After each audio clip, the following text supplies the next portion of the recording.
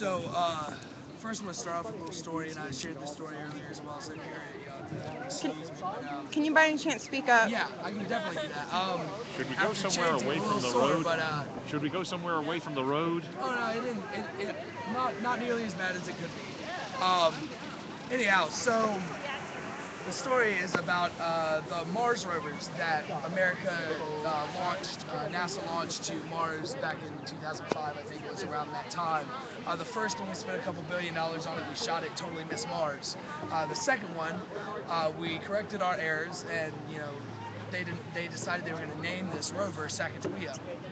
So President Bush said it would be awesome if we could do a ceremony where the chief of Sacagawea's tribe came, did a blessing, and then um, offered words as a message in case there was life on Mars.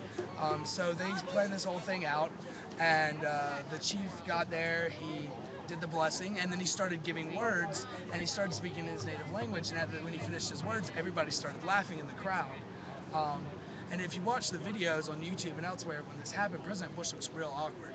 And the fact is that he was supposed to speak English, wasn't speaking his native language, so a little bit of civil disobedience there, and did it in his own native language. Where when I got my newsletter from my tribe, we get a monthly newsletter. They had the full running of the story, and what happened is afterwards, he went to the FBI and said, "I need you guys to interpret this for me. I'd like to know what he said in this."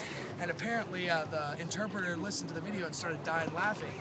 And when he asked what was it, he said that basically the chief said, if you're a life out there, you need to watch your asses because these guys will show up and never leave. Um, so there was a little bit of civil disobedience, and it was done on TV and made national news. Of course, what he said, the reporters weren't too interested in sharing what he said, but so that happened. I just figured I'd open with that because decolonization, Where's everybody um, going? they're going to do a little more. So they're going to do. Basically, decolonization refers to the undoing of colonialism, um, which basically would refer to the removal of the mother country that has maintained dependence and control over an occupied area. There are two types of decolonization. There's political, and then there's cultural. Political, obviously, would be to move to full independence of the indigenous culture, the group that lives there. And cultural would be removing the removal of colonial effects. So if we think about that in aspects of our imperialist country, even though we may not occupy all other countries, we tend to put our products there and then become dependent on those products. Um, so that would be cultural decolonization. It can be achieved either through peaceful means or through violent resistance. Also, that can be intramural within the group itself or with help from outside powers. We can see that even in the American Revolution, we had help from other countries to help defeat the British. Um, and with that, America offers a very unique view of decolonization because technically, America, according to the UN, is decolonized. The fact is that they're decolonized from Europe. They didn't decolonize the situations that they're involved in, the people they're involved in with there. It's a political process um, involving violence sometimes, which usually the violent war for independence usually comes after some sort of revolt. But most of the time it happens in a cycle of basically negotiations that fail between the indigenous populations and the mother country. Then the people start to revolt, the military and police get involved, then there's more negotiations, then there's some sort of revolution, and then negotiations, and this whole cycle goes on until the people gain their independence. Um, Again, unlike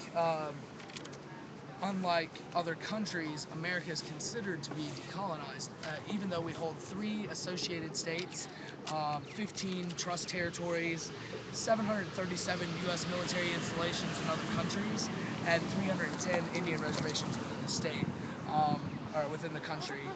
Yes, Where do those people go? on a march, a little Where? mini march. Just down Fayetteville, Maryland.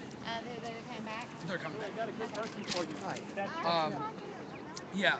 So I wanted to talk about the view of decolonization from the Native Americans' perspective, as well as the other views around it. And here's my issues at first with associated states and trust territories. The fact is that these trust territories and the associated states become reliant on government being run through the U.S. government. They don't have representation in the UN. They have to go through the United States government to do that. And many of these countries would like to be separated. What that decolonization would allow for them is to establish their own government, fire departments, police, tax system, whatever they want to do. Right now, they don't choose that. It's choose through diplomacy with the United States. There are associated states and trust territories that don't care. That Puerto Rico's a good example. yeah, Puerto Rico doesn't really care. Guam doesn't really care. But America Samoa, they've been asking for 100 years. Asking for 100 years to be separated from the United States so they can regulate themselves. But they don't get that option. Yeah. Then with military installations, have an interesting ability to be considered not colonialism or imperialism because they're technically just a base. But what we see through economic effects and cultural effects is that these people feel oppressed or feel like they're overshadowed by this American strong-arming that comes into their country and tells them what to do. And the fact is, a lot of these bases are defunct. We don't have any issues with a lot of these countries anymore.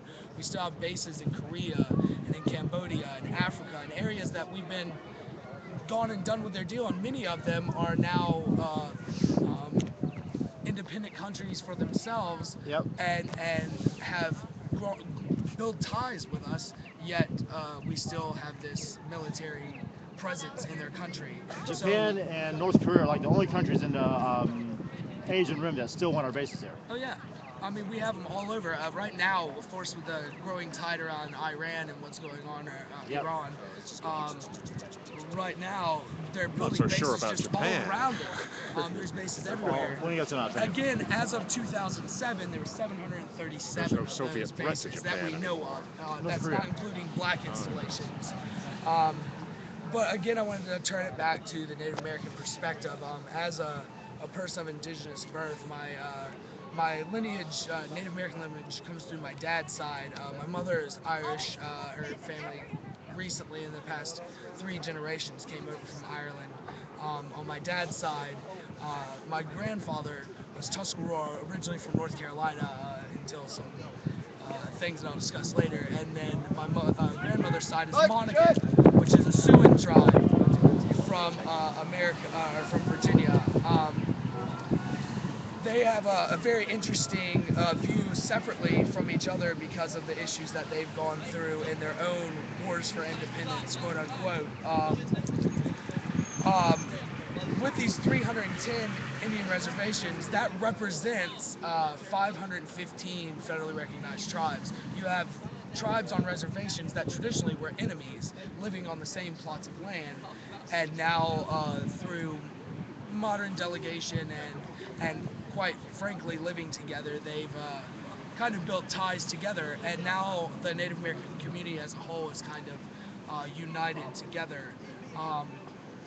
There's also thousands of unrecognized tribes and state-recognized tribes as well.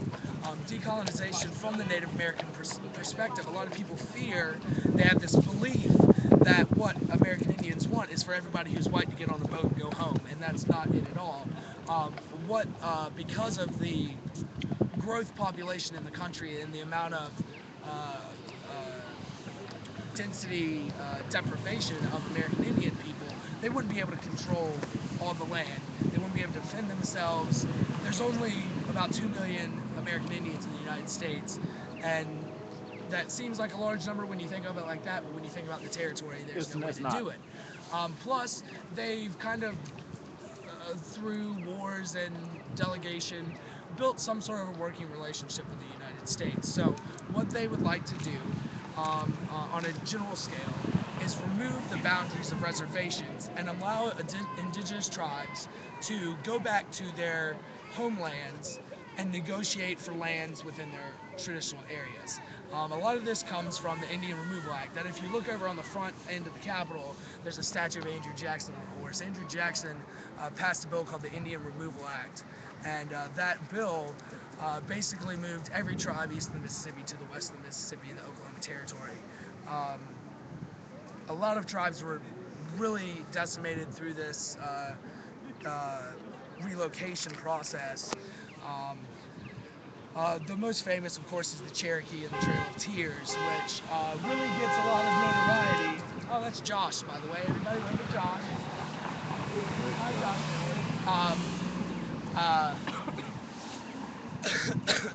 Excuse me.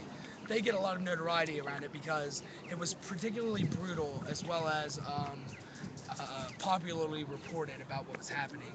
They were moved from Georgia, North Carolina, South Carolina, Virginia, West Virginia, Tennessee, Kentucky, Alabama, over to Oklahoma, and they were basically told on the spot. The American Army came in and said, "You're doing this now. Pack your shit. It's time to go." Obviously, North Carolina has the Eastern Band of Cherokee in the mountains. Those are people who either A, worked with the government to stay there, or B, just left and fled into the woods, which offers them a bit of interesting significance, separate from a lot of indigenous tribes, because they stayed around and hid for as long as they could in the woods. But there were tribes that did even longer walks. The Miami Indians, the one I used as a reference earlier, obviously from Miami, Florida, their reservation is in Michigan. They had to walk all the way from Florida to Michigan. Not only that, you have to deal with the environmental effects to that. I mean, these people are used to living in a very humid, wet, warm climate to going to a humid, snowy, cold climate. Yeah. Big change. Miami's in Ohio and Indiana too. Yeah. That's What you partially why. what you find, and I'll go ahead and indulge. This is open to any questions or comments as we go along. But the fact is that people have this misunderstanding about indigenous people, and you'll hear people say, "Oh, I'm Iroquois," or "I'm Sioux," or "I'm Algonquin," and the fact is, those are language families. They are not necessarily tribal families. Athabascan people, there is an Athabascan tribe in British Columbia, but there are Athabascan people in New Mexico. That's what the Diné or the Navajo are, Athabascan people. They share the same linguistic family. My Monacan tribe that my grandmother is a member of is Siouan. They're Eastern Sioux. They're in here in Virginia, in North Carolina. Actually, this land here was Occaneechi land, which was a Siouan tribe in North Carolina. Also a point of interest is North Carolina has the largest indigenous population east of the Mississippi, and people don't know that. There is a large amount of indigenous people here, people here with indigenous blood or descent. So this would allow these tribes to go back to their homelands and negotiate with local and federal governments and say, "Look, we don't want you to move your businesses and let us stay there. We don't want people to have to uproot their families." But the fact is that the United States, we only use about 45% of the land that's in the United States. So there are federal lands that are unoccupied, unpurchased, all around the state. You don't even realize it. When you're driving around from one end of the state to the other, you drive through these lands all the time. Yep. They're just nobody's lands, no man lands. These kind of areas would be purchased or be given to the tribes. Part of the reason is that they don't want the reservation lifestyle. The reservation lifestyle has become very harsh. The average American Indian family makes less than $5,000 a year. I have friends that live on Navajo Reservation that literally live in houses made of mud and sticks. Yeah, they might have a truck out front and a satellite dish on top of it, but they live in mud and sticks. And this is kind of hidden away from the public eye. So what this would do, and the benefit to outside communities, would be, for one thing, you'd bring in people who now aren't don't have this restraint of living on a plot of land. They can go out into the community and get jobs. It brings revenue. Also, it brings back history to states. I mean, if you think about all the tribes in Oklahoma, Oklahoma has the largest population of indigenous people in the United States. If Oklahoma was able to decolonize their indigenous tribes, you would be looking at a massive amount of people put back into different communities. Again, it would also kind of affect Oklahoma's communities because there are a lot of, or there isn't a whole lot of other people living there. It would drop their population, but it would encourage people to move elsewhere and move around. And it would be beneficial to these people because they have become reliant, just like other trust territories and cultures, on government welfare, food, money from the government, stuff like that. That's why many of them don't work. They become attached to that lifestyle. So this would allow people to get out of that lifestyle and change things. This is Morgan Street. Um, so that would be an option for decolonization of those lands. Again, though, I look back and I say, you know, as much as I'm affected by the American Indian view of things, the fact that people have been pleading, like America Samoa, to say, let us regulate ourselves, and they get no recognition, that bothers me. You look at the people who have appealed to the UN. The American Indian people have appealed for a while. The Navajo Nation at one time got partial representation in the UN. That eventually was removed, and now the National Committee on American Indians, which is made up of white bureaucrats like John McCain, are the people who make national, international delegation on behalf of indigenous people. And that would alleviate that as well and allow them to be part of normal communities or popular communities where they can go out and speak and be a voice in the democratic society. I just want to open the floor with that. I think it's a very important thing to discuss and spread the word about because the U.S. government lies to you. I mean, even on Wikipedia, it says straight up that America is not decolonized, despite the fact that they claim decolonization. They're not. With the trust territories in the Associated States and the military bases, that just we're basically still imperialist and taking lands. In fact, my cousin who served in Afghanistan and Iraq said that one of the most disheartening things is when they destroy a building, they would go in to rebuild it. They'd rebuild it and they'd put in IBM computers and PCs and Macintosh and all this. That way, when things broke down, who did they have to go back to? They had to go back to Americans to get their stuff. So we may not have a presence in their government there, but we definitely have one in their economy.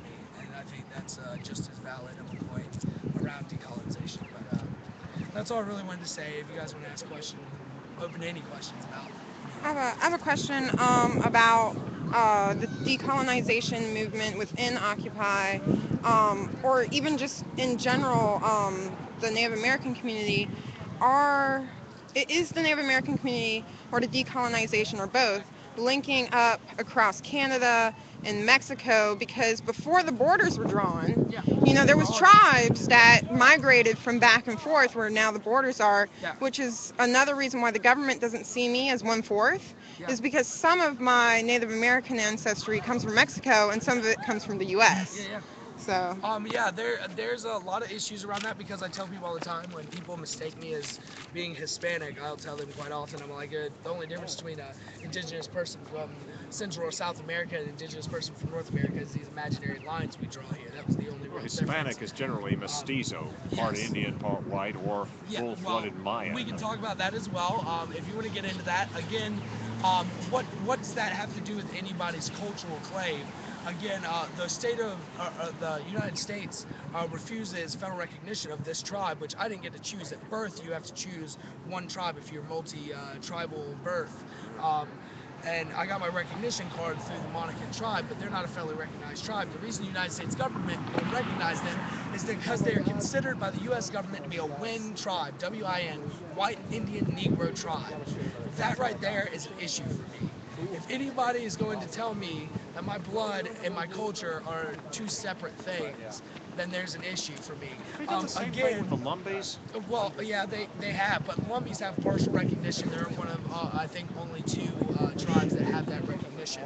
That's an interesting thing, though, because a lot of their blood background says that they were took a lot of the people from Roanoke, and that's how they ended up the way they turned out. But the fact is that 93%, I think, is the last I heard, 93% of indigenous people actually have African blood, and this is something that people don't really recognize. There's a book that I encourage everyone to read called Black Indians. And the reason why is because since the beginning of settling of this country, people were bringing slaves. In fact, even Christopher Columbus himself brought slaves there. The slaves freed themselves and joined up with the Taino people in the Caribbean and fought back. And this has been happening, of course, especially through the Civil War. They would get free, and it was either go north or get with indigenous tribes. And that happened out west. There were people that were, hung out with Billy the Kid that were black Indians mixed.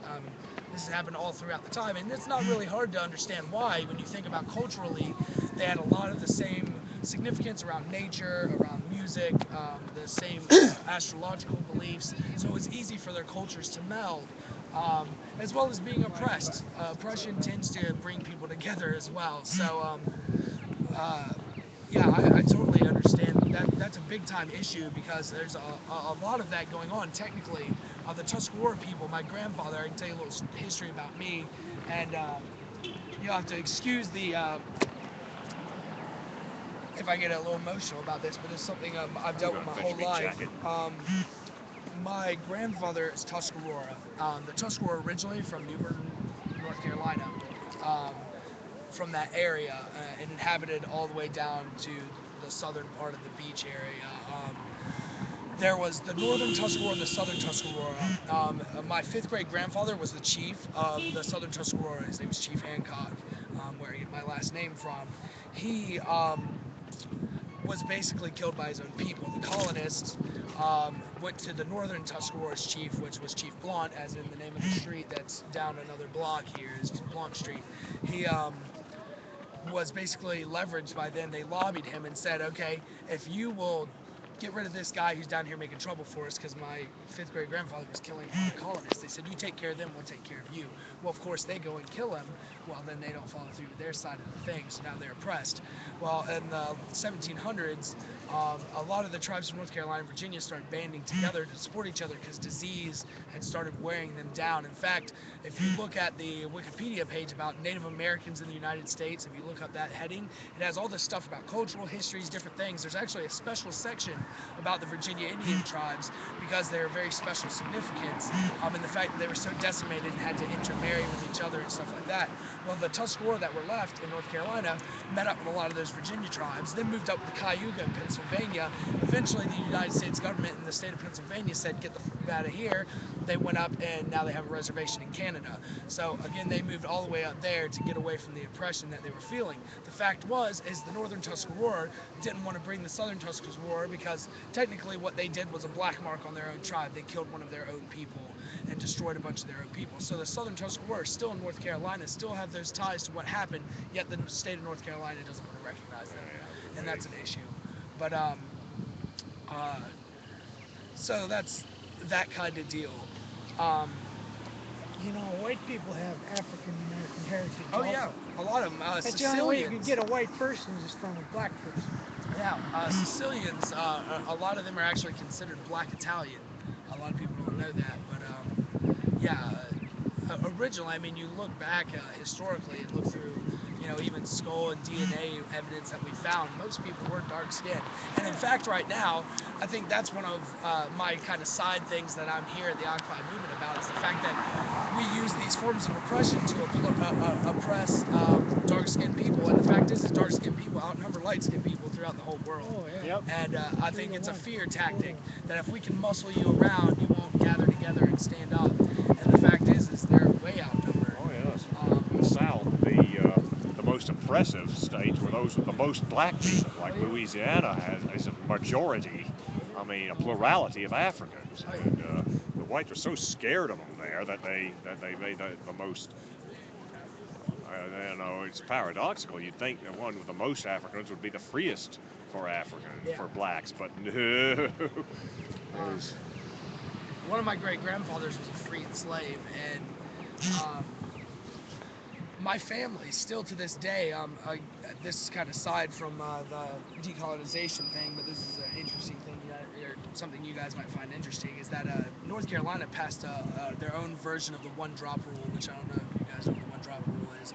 But there was a guy named Walter Ashton Plecker. He was the first state registrar in Virginia, and he personally hated anybody of color. So he made a law that passed through Virginia, and he was a eugenicist as well. I don't know if you guys know what eugenics is, but Oh, yeah. he was a eugenicist as well, and he passed this law with his white brotherhood group through the state constitution that made it illegal for anybody to claim Native American blood. You had to either be white or black. That was your options. And until 1993, my birth certificate said I was black. That was when the law finally changed. My parents refused to put white on there. It's interesting that Virginia, um, even Pocahontas's people, live there and can't get federal recognition, and the people that Pocahontas people especially live on a reservation that was established by uh, the colonial governments through England. But after the revolution happened, that didn't matter anymore. So there's a lot of hairiness around that. But Yeah, I'm a similar but kind of opposite way. I had the unfortunate thing of being born in Mississippi in 1982, but since I'm half white, which on my dad's side, the rule in Mississippi was to put whatever your dad was. So even though I'm like half white and then like half like mix of people of color, yeah, like my birth certificate says white because Mississippi didn't have like mixed race of and it didn't even have Hispanic either because my mom is mostly Hispanic and both sides have Native American yeah, that's lineage. Virginia. Virginia, their interesting thing is when they dropped the their one drop rule. Through that whole time, they had made provisions for Asians, Latin Americans, anything else, but the Native Americans still had to wait until the 90s for that law to be dropped. Again, what's interesting is the federal government says, well, you guys don't have enough proof to prove that the Monacan Indian tribe or the traditional Monacan Indian tribe, that have been together. Yet, since the 1800s, my grandmother and my father and my grandfather and all these people lived or went to school at an Indian school that was established by the Episcopal Church. They were apparently not black enough to go to black schools, not white enough to go to white schools, but yet they're still not Indian enough to get federal recognition. So it's a interesting thing. Not that federal recognition would even matter if we decolonized, but the fact is that the benefits for education in schools and for self-policing and sovereignty and stuff like that, you have to get through federal recognition. And quite frankly, a lot of current federal recognized indigenous tribes don't want other tribes to get sovereignty because money. That's really why. It's because the government allows this pie of money that's split between all the federally recognized tribes. Well, if somebody else gets recognized, that's less money for the pie, and people don't want that. So the Delaware tribe, Divide and conquer. yeah, basically, a number of the tribes. Delaware tribe basically has come out straightforward and put a bill through to eliminate state-recognized tribes, and that nobody else would be able to claim state-recognized tribes. Now, the issue with that, and what I'm planning on starting a protest about that when it comes up to the Senate, is that some of these tribes have been gathering information because there's this whole shitload of information you have to get federal recognition. They've been gathering information for years and years and years. If they're eliminated from state-recognized tribe, all that work was for nothing. Not only that, they may have the evidence, they just got to compile it.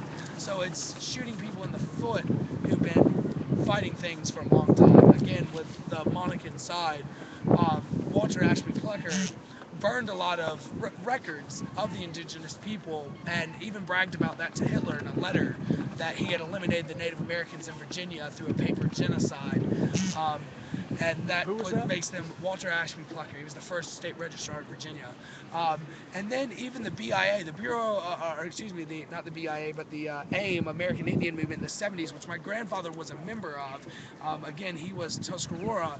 He went and they occupied the Bureau of Indian Affairs building in D.C. in the 70s and burned records of Indian tribes that the BIA held. So there were records there of my people that now will never know what they were. So there's a whole lot of oppression that we're having to reconstruct things, even from within the American Indian community. But yeah. Well, I'm coming in late on this, but may I ask what you mean by decolonization? Well, decolonization, well, that's what kind of we were talking about, is that decolonization is just the removal of a mother country over its colonies. And from the Native American perspective, we obviously know that can't happen. With 2 million Native Americans, you couldn't hold the borders, you couldn't, defend yourself or have a successful economy. So what they want is to dissolve reservations and allow indigenous people to go back to their land of origin, whether, you're Miami and Michigan going back to Miami, or your Navajo going back to your indigenous lands, or any of these tribes that have been moved around, being able to go back and negotiate for lands in their ancestral homeland and be able to become a part of their communities and destroy the reservation lands. So that's kind of what that's in a nutshell is about. But and I personally, this kind of bothered me. For 42 days we were on this sidewalk, and Yep. there was this lingering thought in my head that, okay, so this state has the largest indigenous population east of the Mississippi, yet was the birthplace of Andrew Jackson, who fought the 3 Seminole Wars, became a president, and then passed the Indian Removal Act. Nothing in the world aggravates me but to see that statue over there of him on that horse. It just bothers me. And I look at the statues over there, all 3 of those presidents, Polk, Jackson, and Johnson, all 3 of them owned slaves and were involved in Native American oppression. Some of them even owned slaves in the White House, but that's just an interesting fact. Kind of bothers me. So did you say Monaghan? Monacan, How do you spell that's it? Monacan. And where is that? They're from? traditionally they're Eastern Siouan, and again, back linguistically, their Siouan communities were confederated together. The Monacan chief was the um, tribal leader that all the Confederate tribes paid their tributes to, their taxes or whatever. They all went to him for the final decision. They were in their hub at the time of colonization was in Richmond, and then it moved to Rassawek was the village, which was just outside of Charlottesville,